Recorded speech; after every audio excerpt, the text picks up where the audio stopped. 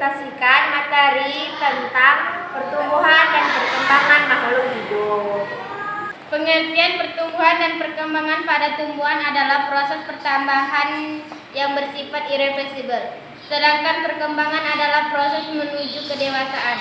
Pertumbuhan terjadi pada tumbuhan ada di daerah merismatis atau titik tumbuh, yaitu bagian yang mengandung jaringan meristem. Struktur biji.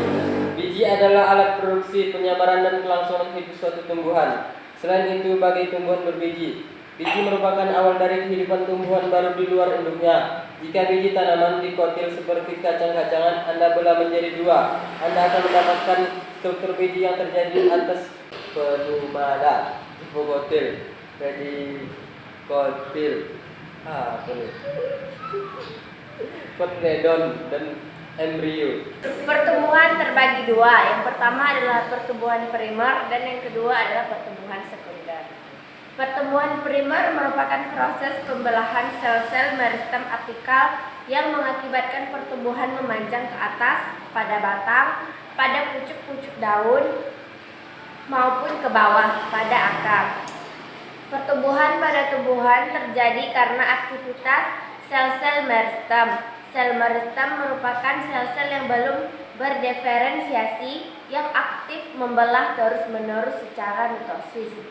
Sel-sel meristem banyak terdapat di bagian ujung batang maupun ujung akar yang dinamakan dengan meristem apikal.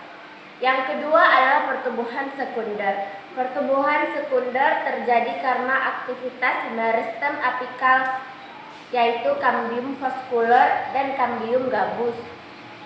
Aktivitas cambium vascular ke arah dalam akan membentuk xilem sekunder dan ke arah luar akan membentuk floem sekunder. Berbeda dengan pertumbuhan primer yang tumbuh ke atas, pertumbuhan sekunder memungkinkan tumbuhan memiliki diameter batang menjadi lebih besar atau tumbuhan melebar. Pertumbuhan sekunder hanya terjadi pada tumbuhan gimnospermae dan tumbuhan dikotil, sedangkan pada tumbuhan monokotil tidak terjadi pertumbuhan sekunder. Terjadi pun hanya beberapa saja. Faktor-faktor yang mempengaruhi pertumbuhan pada tumbuhan, yang pertama adalah faktor luar. Faktor luar sendiri terdiri dari air, cahaya, oksigen, karbon dioksida, suhu, dan unsur hara. Yang kedua adalah faktor dalam. Faktor-faktor yang mendukung faktor dalam pada pertumbuhan, yang pertama adalah gen dan yang kedua adalah hormon.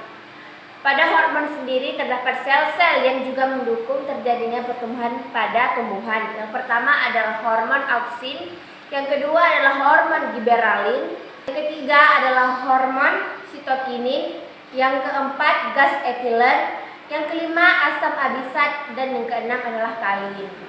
Ciri-ciri perkembangan pada tumbuhan adalah sebagai berikut. Terjadinya peningkatan kualitatif individu, adanya proses pematangan organ-organ reproduksi, tidak ada dapat dinyatakan dalam ukuran jumlah, panjang maupun berat, dan tidak dapat diukur. Bersifat sistematis, progresif, dan berkesinambungan. Terdapat pada alat perkembangbiakan atau reproduksi. Reproduksi secara meiosis. Fungsi hepikotil adalah batang penghubung antara kotiledon dengan radikula. Fungsi kotiledon adalah menyimpan cadangan makanan dan fungsi pemula adalah membentuk batang dan daun. Hanya sekian yang dapat kami sampaikan, lebih dan kurang kami mohon maaf. Wabillahi taufiq wal hidayah. Wassalamualaikum warahmatullahi wabarakatuh.